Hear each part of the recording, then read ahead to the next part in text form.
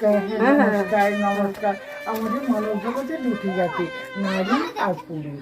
তাই আমি এই বিশেষ গুরুবার গুরুবার হরে কৃষ্ণ কৃষ্ণ কৃষ্ণ হরে হরে, হরে রাম রাম রাম হরে হরে, জয় রাধা মাধব রাধা মাধব, হরিবার গুরুবার হরে।